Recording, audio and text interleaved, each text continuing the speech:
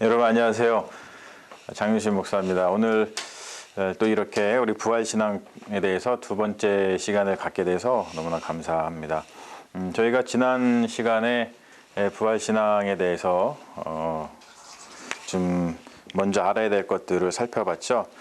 우리가 부활이라고 하는 것을 생각을 할 때에 우리 기독교 신앙의 굉장히 중심적인 그러한 사상인데 우리 믿음인데 이것을 우리가 더 잘 이해하기 위해서 어떠한 것들을 알아야 될지에 대해서 좀 살펴봤습니다. 지난 시간에는 특별히 부활 이것이 아나스타시스 그렇죠? 아나스타시스라고 하는 헬라어인데 신약 성경에서는 이 아나스타시스라고 하는 말이 굉장히 많이 등장을 하는데 구약 성경에는 별로 등장을 하지 않고 있죠. 그래서 왜 그러한지에 대해서 좀 우리가 살펴봤고요.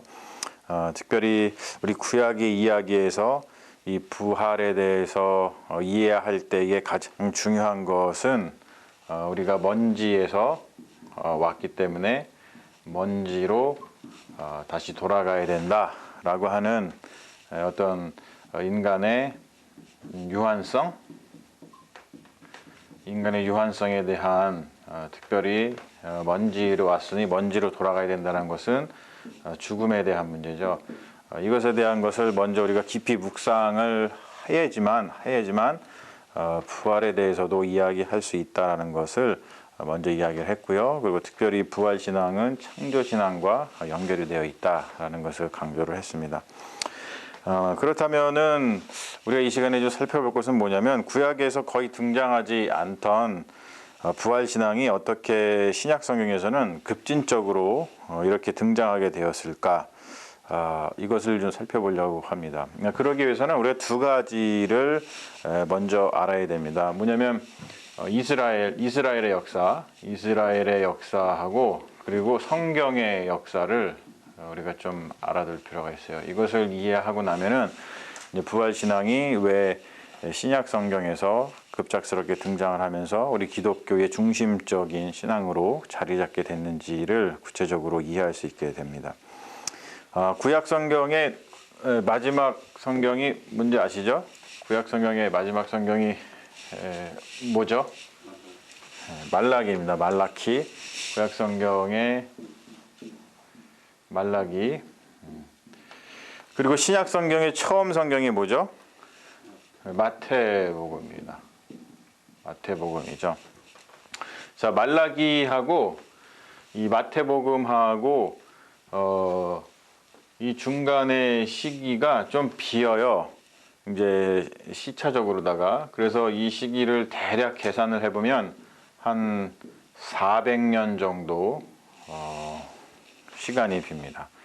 그러니까 구약 성경이 말라기에서 끝나고 나서 갑자기 400년 동안 아무 일도 이제 없었던 것처럼 여겨지고 갑자기 신약의 마태복음이 등장을 하다 보니까 우리 기독교인들, 특히 개신교인들은 조금 어리둥절할 때가 있습니다. 왜냐하면 우리 400년 동안 도대체 무슨 일이 있었던 거야? 그것이 성경에 기록되어 있지 않고 이렇게 갑자기 400년을 건너뛰어서 성경이 이어지다 보니까 조금 어리둥절할 때가 많이 있죠. 그렇다면 우리가 이제 이것을 복원하는 게 되게 중요하겠죠. 성경에 기록되어 있지 않은 400년 동안 도대체 우리가 알고 있는 유대 땅에 무슨 일이 있었을까? 이것을 알아가는 것이 굉장히 부활 신앙을 이해하는데 너무너무 이제 중요한 그러한 요소죠. 그래서 이것에 대해서 우리가 좀 오늘 집중적으로 살펴보려고 합니다. 자, 바로 이제 지금 얘기한 구약과 신약이 있는데 이 중간을 잇는 그 이 시기를 일컬어서 제2 성전 시기라고 이야기를 합니다. 영어로다가 second 성전 템플 시기 period라고 이야기를 해요. 여러분 이거를 알아두는 게 굉장히 중요합니다. 제2성전 시기 이거 굉장히 중요한 용어예요. 물론 이제 다른 말도 있습니다. 뭐 신구약 중간기라 해가지고 인터 테스타멘탈 피리어드라고 이야기들을 하고 또 이외에도 이 시기를 부르는 여러 가지 학문적인 용어들이 있습니다만 그 중에서 제일 이제 널리 많은 사람들이 보편적으로 쓰는 말은 뭐냐면 제2성전 시기라고 하는 Second Temple Period라고 하는 그런 말입니다. 그러니까 뭐냐면 이걸 왜 중요하냐면 기독교의 부활 신앙은 아무것도 없었었는데 갑자기 쑥 솟아난 그런 생각이 아니고요. 그런 믿음이 아니고 바로 요때 제2성전 시기 구약과 신약의 중간에 성경에서 좀 기록이 좀 미미한 그 시기에 발생한 기독교의 신앙이 바로 부활 신앙이라고 하는 겁니다. 그러다 보니까 이 제2성전 시기의 중요성을 점점 공부하다 보면은 깨닫게 되거든요. 그래서 요즘에 그 미국으로 유학으로 오는 뭐 한국의 학생들이라든지 그런 사람들이 이 제2성전, 특히 이제 구약을 공부하는 그 학생들이 제2성전 시기 그 전공을 많이 택해서 오고 있는 그런 상황입니다.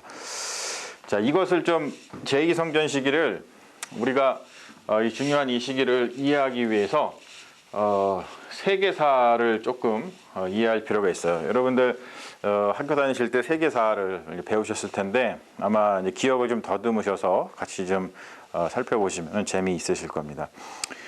우리가 뭐 알다시피 이스라엘의 역사는 굉장히 뭐 질곡이 많았죠. 이스라엘의 역사. 왜냐하면 이스라엘은 어떤 나라예요?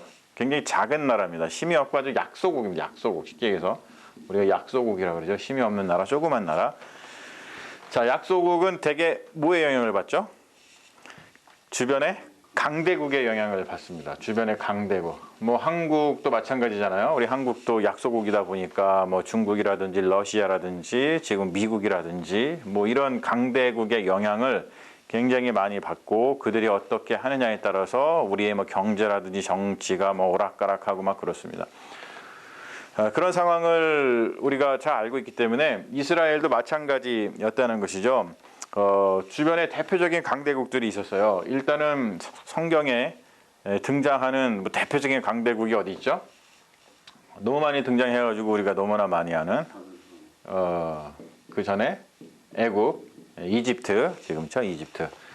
그 다음에 등장하는 강대국이 바벨론보다도 아수르가 먼저입니다. 이 아수르, 그렇죠. 그 다음에 이제 바벨론이 등장을 하죠. 예.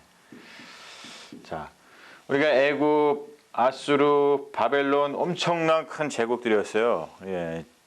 이 큰 제국들의 영향을 너무나 많이 받았고, 그리고 바벨론은 결국에는 누구에게? 이제 페르시아에게 또 멸망을 당하면서 페르시아가 세상을 제패하는. 그래서 우리가 성경에도 사실 애굽에 대한 이야기, 아수르에 대한 이야기, 바벨론에 대한 이야기, 페르시아에 대한 이야기는 뭐 이렇게 이스라엘 역사와 얽혀서 많이 기록이 되어 있습니다. 그리고 우리가 알다시피 애굽 또 특별히 이제 아수르, 애굽하고 관련된 뭐 모세의 이야기는 우리가 너무나 잘 알고 있고요. 그리고 아수르 시대에는 아주 유명한 선지자들이 활동을 했죠. 우리가 잘 아는 아모스라든지 그리고 호세야, 그리고 이사야, 그리고 누가 있습니다. 미가, 이런 분들이 이 힘들고 어려운 시기에 이스라엘이 이런 강대국들에 맞서서 정체성을 잘 지키고 신앙을 잘 지켜내기 위해서 이러한 선지자들이 활동을 하면서 많은 인사이트한 그 영적인 스피리추얼한 그러한 메시지를 주면서 이스라엘 백성들을 다 이렇게 붙잡고 있었습니다. 자, 바벨론 시기에는 누가 활약을 했죠? 우리가 잘 아는 예레미야, 그 다음에 에스겔 뭐 이런 분들이 활동을 했습니다. 그래서 참 힘들고 어려운 시기였지만 에레미야의 말씀이라든지 에스겔서의 말씀을 보면은 하나님께서 이스라엘 백성을 이러한 어려움 가운데서도 어떻게 지켜주고 계시는지를 아주 이 말씀을 통해서 보게 되면 엄청나게 우리가 위로를 받죠. 그리고 페르시아 시대 때도 선지자들이 활동을 했어요. 특별히 이제 학계라든지 스가랴라든지 말라기 뭐 이런 분들이 페르시아 시대 때 활동하면서 이스라엘 백성들에게 어려운 삶 속에서 하나님의 말씀을 전해주는 그 활동을 했습니다. 자, 그런데 여기까지는 성경에 좀 기록이 되어 있는 것 같은데 이 이후에는 별로 기록이 없어요. 예, 별로 기록이 없습니다. 그러다 보니까 어떻게 된 건가? 자, 우리 세계사를 보면은 페르시아 다음에 나오는 제국이 있죠. 그게 어떠한 제국이죠? 그게 바로 알렉산더 대왕이 등장을 합니다.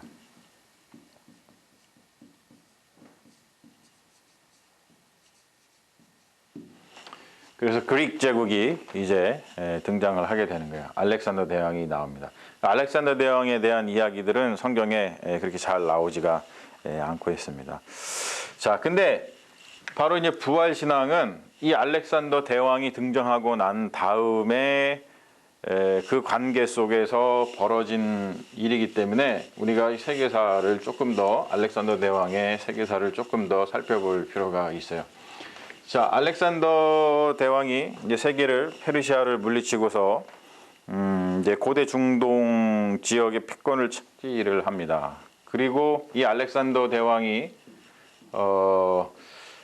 자기가 정복하는 모든 지역에 전파한 문화가 있죠. 그거를 뭐라 그러냐면 헬레니즘이라고 얘기를 합니다. 헬레니즘, 헬라 문화, 그릭, 그렇죠? 헬라 문화, 그릭 문화를 전파를 했어요. 뭐 문화도 전파, 여기는 당연히 이제 언어도 같이 들어가겠죠.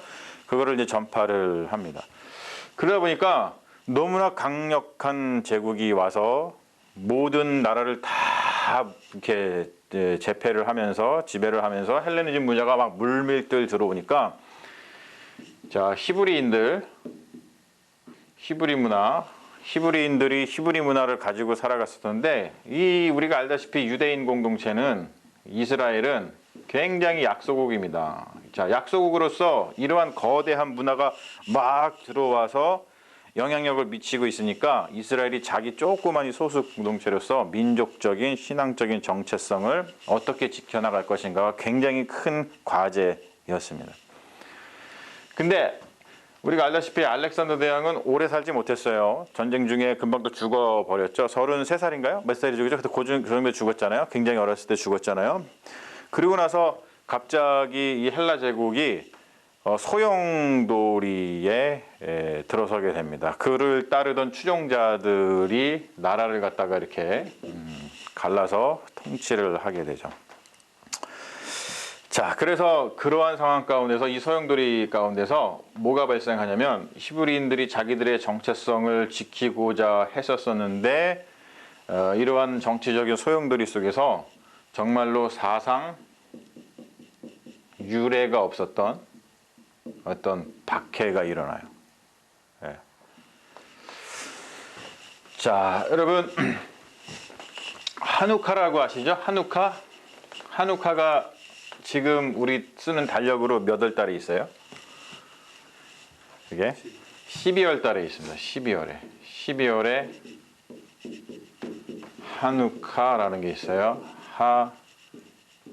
하누카라고 하는 유대인의 절기가 있습니다. 하누카라고 하는 절기. 제가 보니까 2020년도에 올해 2020년도 하누카가 언제냐면은 12월 10일부터 12월 18일까지 하누카를 지키게 되어 있어요. 자, 시기상으로 뭐와 비슷해요? 그렇죠? 기독교의 성탄절하고 굉장히 비슷합니다. 그래서 12월 달이 되면 유대인들은 해피 하누카 그러면서 하누카를 지키고 우리 기독교인들은 메리 크리스마스 얘기하면서 이제 성탄절을 즐기게 되어 있죠. 자, 유대인들에게 하누카는 우리 기독교의 성탄절은 무슨 날이죠? 그렇죠? 예수 그리스도의 탄생일이에요. 탄생일. 그래서 예수님의 탄생을 예수 그리스도께서 이 땅에 오신 것을 기념하면서 축하하는 날입니다. 근데 한우카는 유대인들에게 어떤 날이냐면 쉽게 얘기해서 어떤 독립기념일 같은 거예요. 독립기념일. 우리 대한민국의 독립기념일은 언제예요? 8월 15일이에요. 그리고 독립을 언제 했습니까? 1945년에 했어요. 그러면은 올해로 광복 독립한 지가 광복절이 몇 년 정도 됐어요? 계산을 해보면 75주년이죠. 75년. 100년도 안 됐어요. 그렇죠? 100년도 안 됐는데 우리 이 광복절 독립기념일 잘 지키고 있나요? 여러분들 이거 할 때 막 감격에 기어가지고 셀러브레이션 하고 막 그래요. 그게 참 쉽지 않죠. 근데요, 한우카는 몇 년도에 생긴 거냐면 이거는 주후도 아니고요, 주전이에요. 주전. BC. 요즘 뭐 BC라고 쓰죠. BCE 2세기에 있었던 일이에요. 자, 그러면은 거의 2000년 넘어서 거의 200년 막 된 그런 일입니다. 2200년을 했는데 유대인들은 아직까지도 한우카를 지키면서 기념을 합니다.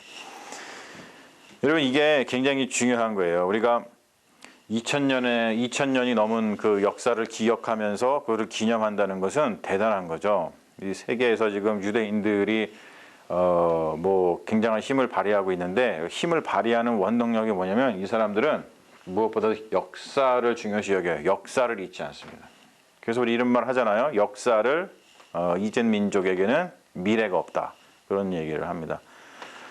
그래서 우리가 언제나 우리 뭐 한민족도 마찬가지고 대한민국이라든지 우리 개인도 그렇고 언제나 우리 역사를 좀 중요시하게 여기면서 그 역사에서 교훈을 늘 이렇게 얻으면서 역사를 소중하게 생각하면서 살아가야 되는 것이 이런 데서 우리가 배울 수 있는 되게 중요한 그러한 요소 중에 하나라고 생각을 합니다. 자, 그런데 자,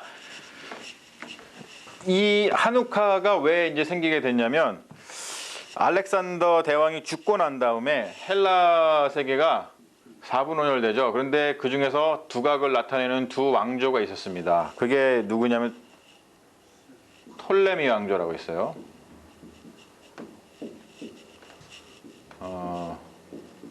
영어를 다 이렇게 써요. 이건 묵음이에요. 프톨레미. 이렇게 안 쓰고 톨레미입니다. 그냥 톨레미.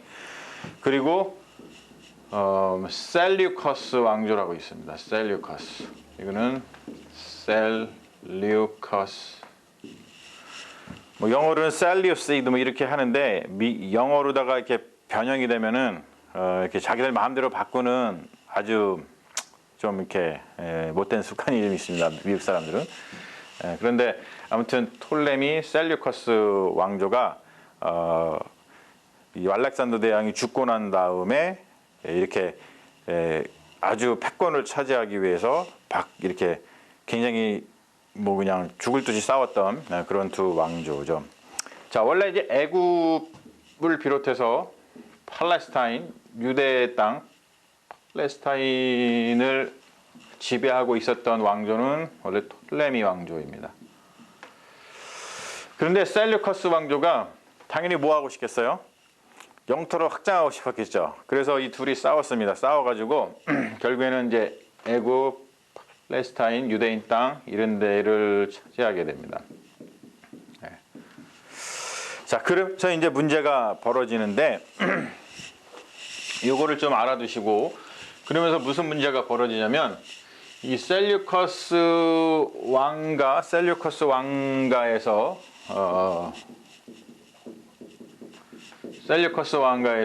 아주 굉장히 잔인하고 뭐랄까요, 뭐 이 사람들 입장에서는 굉장히 훌륭한 왕이겠지만 다른 사람들 입장에서는 굉장히 잔인한 그런 왕일 수 있는데, 누가 등장을 하냐면 이건 좀 알아두시면 좋아요.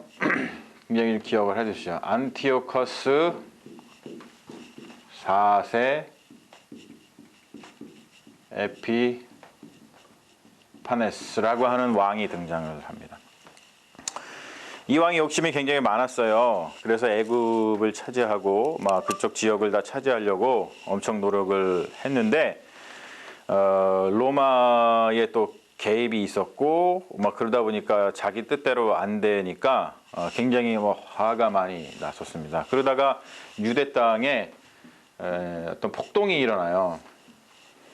또 이제 뭐 유대 땅을 다스리던 뭐 기득권자들이 또 이렇게 막 서로 막 알력다툼을 하다가 폭동이 일어나니까 이 안티오커스 4세가 애굽을 정복하러 갔다가 다시 귀국을 하면서 유대 땅에 들어가 가지고 그 반란을 진압을 하면서 아주 잔인하게 진압을 합니다. 아주 잔인하게.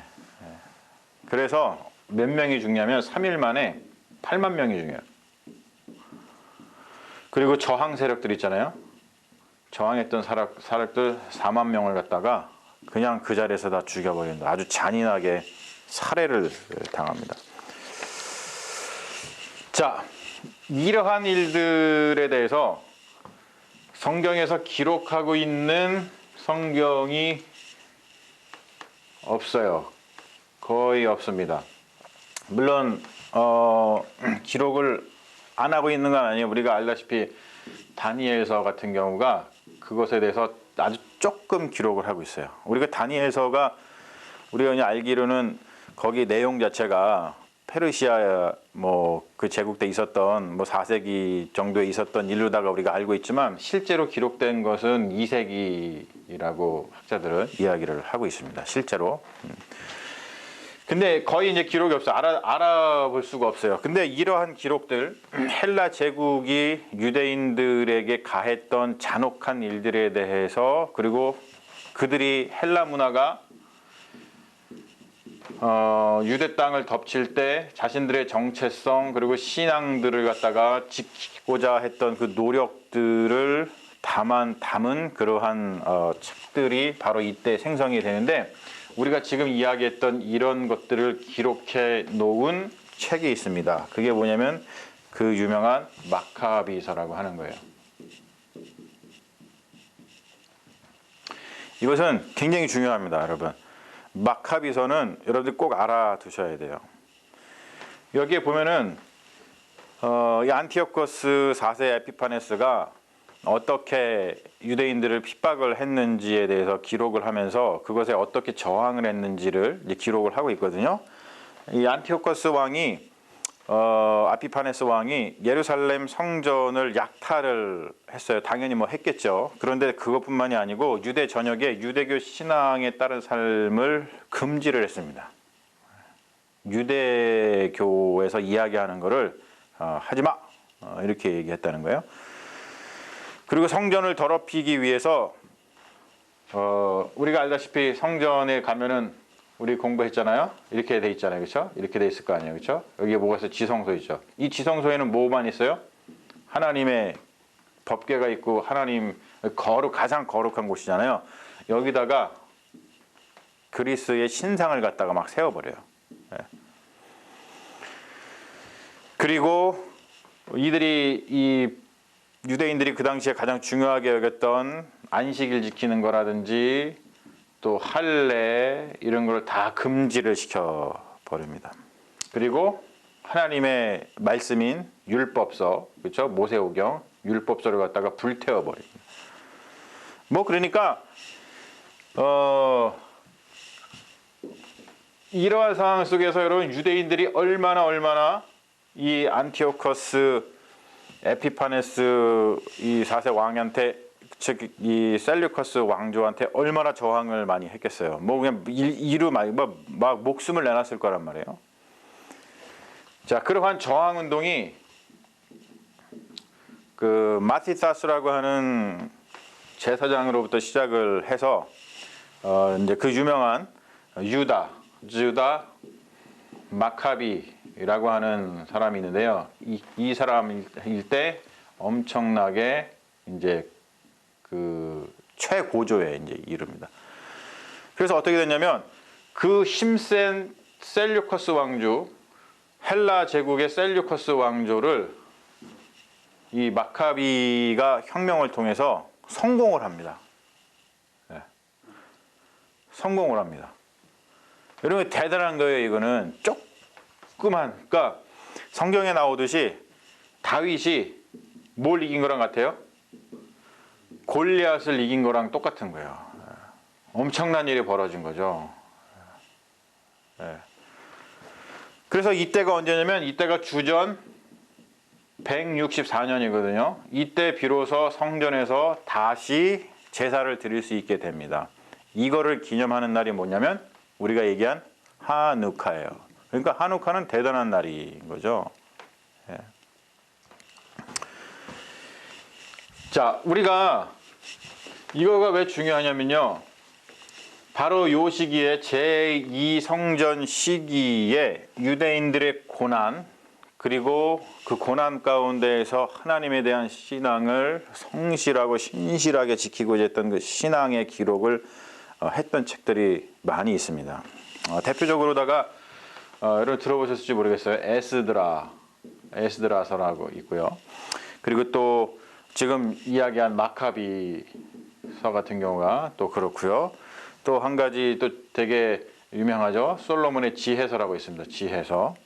그리고 집회서라는 게 있어요. 집회서.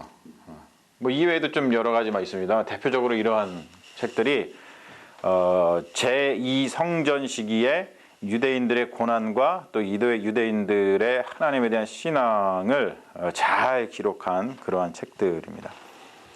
이러한 책들을 일컬어서 우리가 성경은 캐넌이라 그러잖아요. 그렇죠? 캐넌이라고 하는 뜻은 뭐냐면 이게 정경이라고 하는 뜻이거든요. 정경. 이거는 정경. 이걸 좀 그렇죠. 잣대로다가 이렇게 해서 정확하게 딱 재서 이게 완전한 하나님의 말씀이다. 뭐 이렇게 해가지고 모든 사람들이 다 봐야 되는 말씀을 정경이라 그러는데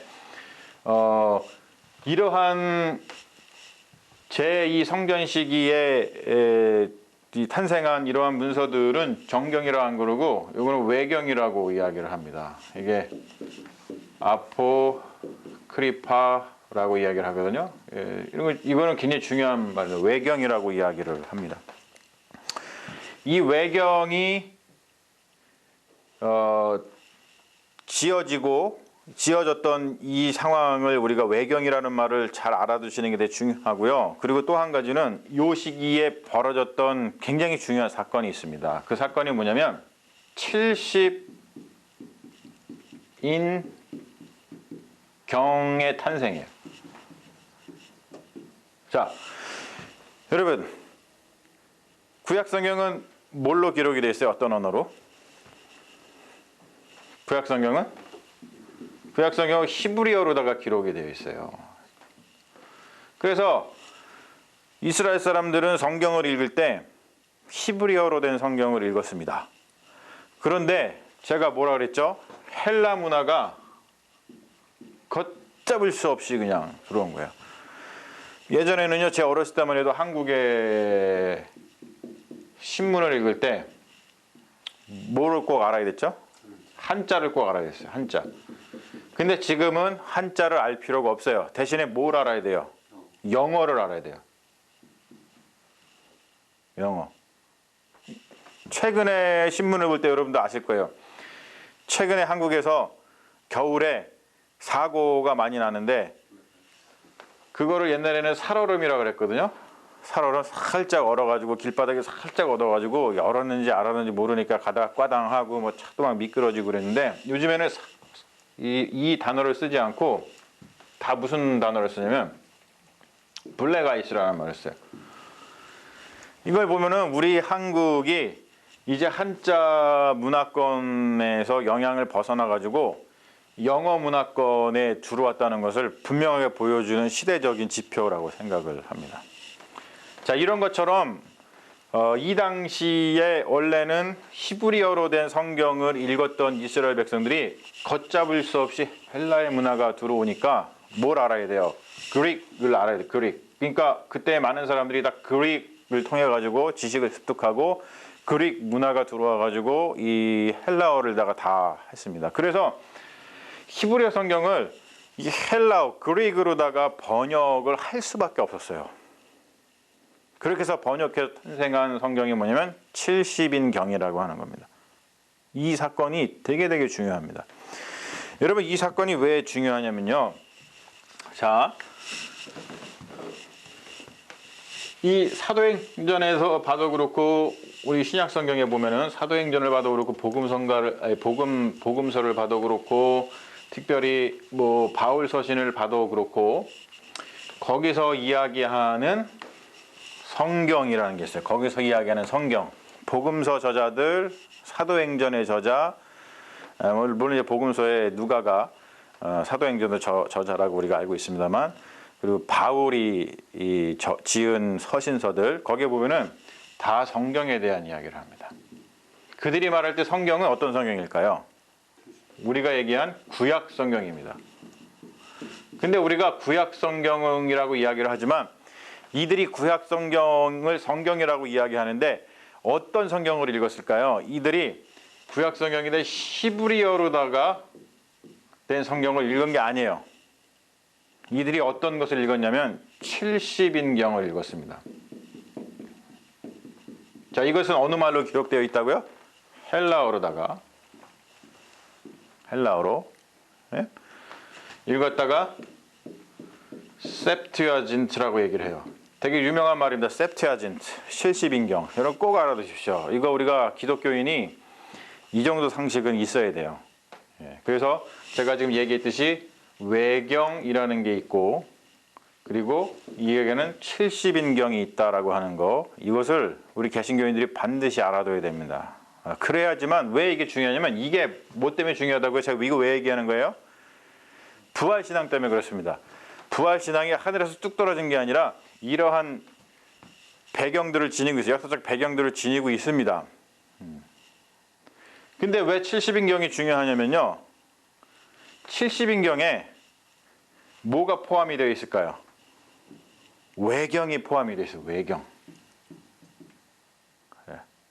우리가 지금 알고 있는 구약 성경의 그 목록 외에 아까 제가 이야기했던 그 외경들 있죠? 그게 70인경에 포함이 되어 있었습니다. 들어가 있었어요. 그 말은 뭐냐면 우리가 잘 알고 있는 복음서 저자들, 그렇죠? 그리고 또 무엇보다도 부활에 대해서 제일 얘기 많이 하는 그 신약의 저자가 누구예요? 바울이죠? 바울도 그렇고, 그리고 그 이후에 요한계시록의 저자, 그렇죠? 요한뿐만이 아니고 초대교회 성도들, 그냥 초대교회 성도들 뿐만이 아니고 그 위에 초대교회의 교부들, Early Church Fathers라 그러죠. 그런 사람들이 다 뭘 읽었다는 뜻이에요? 70인경을 읽었다는 뜻입니다. 70인경을 읽었다는 뜻은 뭘 읽었다는 뜻이에요? 외경을 읽었다는 뜻이에요.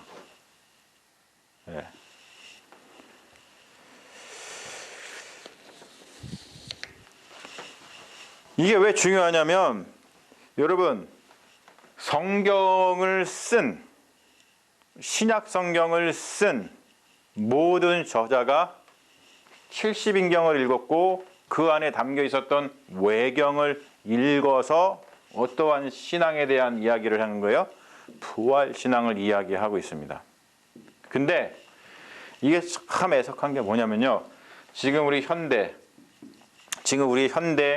특별히 우리 개신교인 중에서도 우리 한국 교회는 이거를 안 읽어요.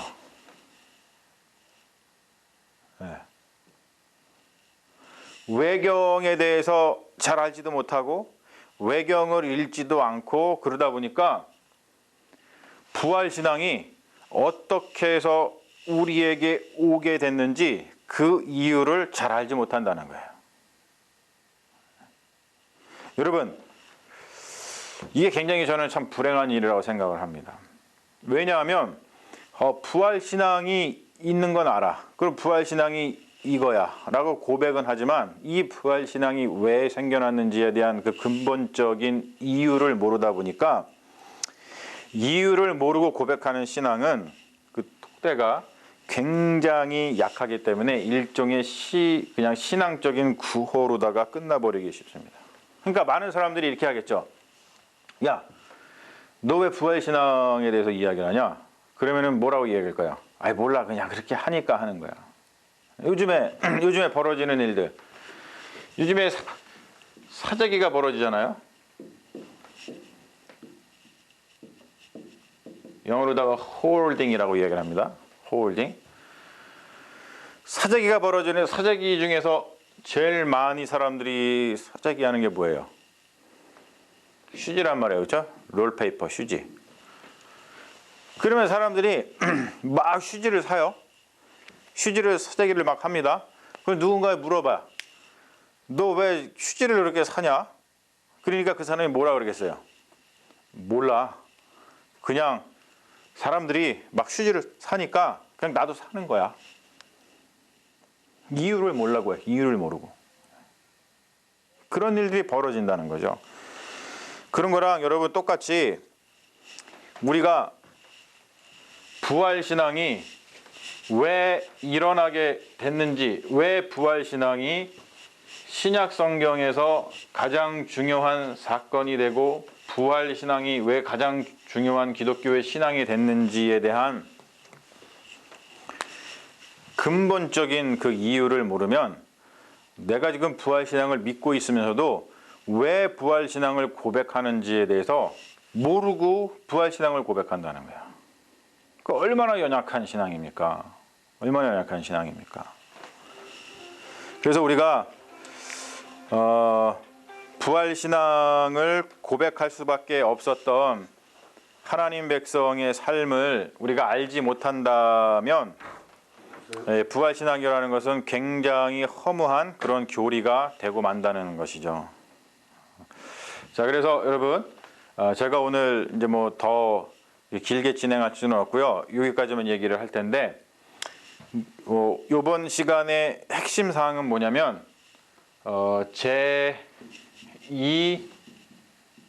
성전 시기를 아는 거예요. 제2 성전 시기는 구약과 신약의 중간 시기인데 성경에는 잘 우리가 읽고 있는 그 현재 성경에는 잘 기록이 되어 있지 않지만 이때에 벌어졌던 일들에 대해서 기록하고 있는 문서들이 있는데 그게 뭐라고요? 그게 외경이라고 하는 거예요. 그리고 외경이라고 하는 것을 알면서 더불어 우리가 알아야 되는 것은 뭐냐면 이 제2 성전 시기에 굉장한 일이 또 하나 발생을 했는데 바로 70인경, 우리가 잘 알고 있는 셉티와 진트가 생겨났다고 하는 거예요. 그렇죠? 그리고 모든 성경의 저자들, 바울까지도 다 비롯해서 그리고 초대교회의 모든 사람들은 70인경을 읽었어요. 71경을 읽었다는 뜻은 뭐라고요? 그들이 다 외경을 알고 있었다는 뜻입니다. 외경을 알았기 때문에 바로 거기서 어떠한 신앙을 우리 기독교 신앙의 가장 중요한 신앙으로다가 이야기할 수 있었냐면 바로 여기서 부활신앙이 나오게 됐다는 백그라운드, 역사적 배경이 여기에 있다는 것을 우리가 알아야 된다는 거예요. 그래서 오늘은 요거의 중요성을 여러분들이 좀 이렇게 언더스탠드, 인식을 하시는 게 되게 중요하고요. 우리가 다음 시간에, 다음 주에는 뭘 하냐면 바로 이 외경의 문서를 통해서 부활신앙이 탄생하게 된 하나님 백성의 삶의 자리를 우리가 들여다보면서 그들이 왜 부활신앙을 고백할 수밖에 없었는지에 대해서 살펴보고자 합니다. 그래서 제가 여러분 이번 주에는 과제를 좀 드리려고 그래요. 홈워크, 과제를 드리려고 하는데 혹시 가톨릭 성경을 가지고 계신 분은 거기에 가톨릭 성경에는요 이 외경이 다 포함이 되어 있습니다. 그 중에서 마카비서 2, 그러니까 제2 마카비서 이거를 꼭 한번 읽어보세요.